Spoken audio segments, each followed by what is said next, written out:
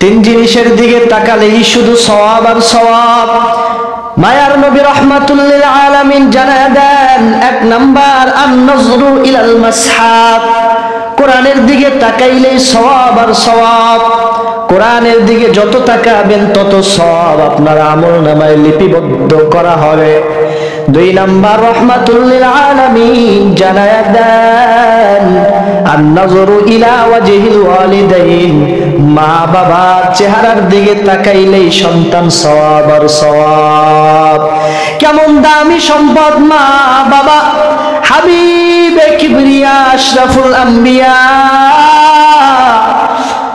আখিরি নবী, শেষ নবী, সাইয়্যিদুল মুরসালিন রাহমাতুল লিল আলামিন জানায়া দেন, মায়ের চেহারার দিকে যদি উম্মত নেক নজরে একবার তাকাও, আল্লাহ তাআলা তোমার আমলনামায় কবুল হজের সওয়াব লিপিবদ্ধ করে দিবে। খিদমতে মা দার পে দার কুন সুবহ শাম, তাকে বাসি দরদ আলম নে কুনাম। খিদমতে মা দার পে দার কুন ইখতিয়ার, তাকে বাসি দরদ আলম বখতিয়ার। মুসলমান ইমানদার আল্লাহর গোলাম, কিয়ামতের দিন বান্দা দেখবে আমলনামায় হজের সওয়াব, কবুল হজের সওয়াব। বান্দা আল্লাহকে প্রশ্ন করবে, মালিক আমি তো জীবনে হজ করি নাই, হজ করার সামর্থ্য আমার ছিল না, তো আজকে কেন আমার আমলনামায় কবুল হজের সওয়াব দেখতে পাই? পয়গম্বর জানায় দেন, আল্লাহ তাআলা ডাক দিয়া বলবে, রে বান্দা তুমি যতবার তোমার মায়ের নেক নজরে তাকাইছো, আমি ততবার আল্লাহ খুশি হয়ে তোমার আমলনামায় কবুল হজের সওয়াব লিপিবদ্ধ করে দিলাম।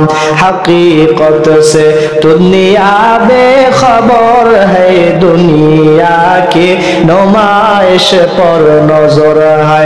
नमी गोयम के अज दुनिया जुदा बाश, बहर कारे के बाशी बा खुदा बाश। चिस्ते दुनिया अज खुदा गाफिल बुदर, नई कमाशुक नकरऊ ফরজিন্দোজান। মুসলমান যেটা বলতেছিলাম, তিন জিনিসের দিকে তাকালেই সওয়াব আর সওয়াব। এক নাম্বার কোরআনের দিকে তাকাইলেই শুধু সওয়াব আর সওয়াব। দুই নাম্বার সন্তান মা বাবার চেহারার দিকে তাকাইলেই সওয়াব আর সওয়াব। তিন নাম্বার হাবিব জানায়া দেন, বাইতুল্লাহর দিকে তাকাইলে, কাবা ঘরের দিকে তাকাইলেই বান্দার আমলনামায় সওয়াব আর সওয়াব লিপিবদ্ধ করা হয়।